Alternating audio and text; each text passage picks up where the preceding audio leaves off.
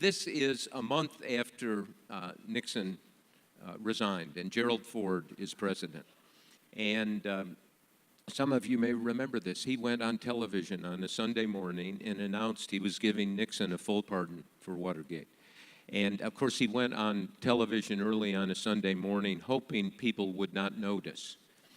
But it was noticed, but not by me. I was asleep.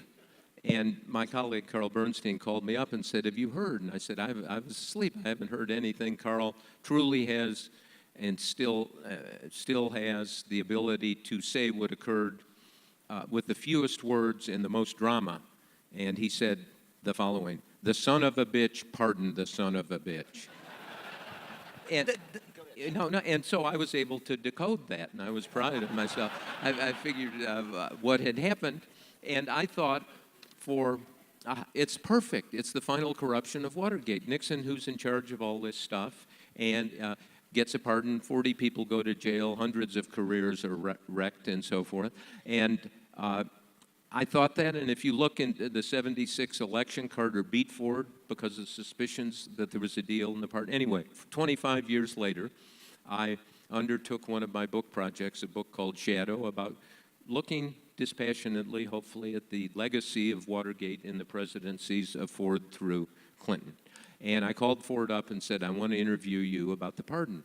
And I was sure he wouldn't talk. But this is, again, preconceptions don't work.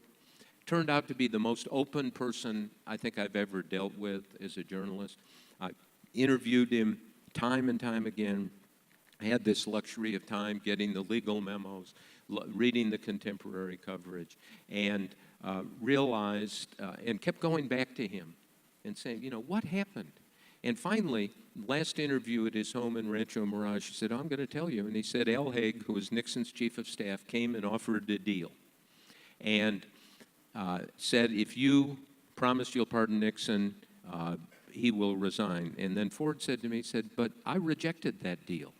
I knew I was going to become president. Nixon was finished, and it would be corrupt." And then what you try to do as a reporter and rarely get close to is go into someone's mind. And Ford said, "I want to tell you exactly what I was thinking. The economy was in trouble. We were in the middle of the Cold War." He said he had a letter from the Watergate prosecutor saying Nixon was going to be investigated as a private citizen, would surely be indicted, tried, go to jail. We'd have 2 or 3 more years of Watergate. And Ford, in this very plaintive but moving, real way, said, "I needed my own presidency."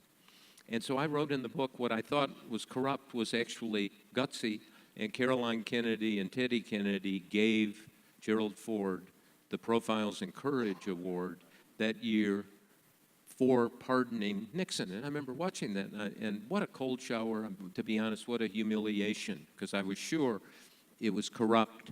And then you subject it to 25 years of history, you subject it to a kind of neutral inquiry, and you realize what was corrupt was actually courage.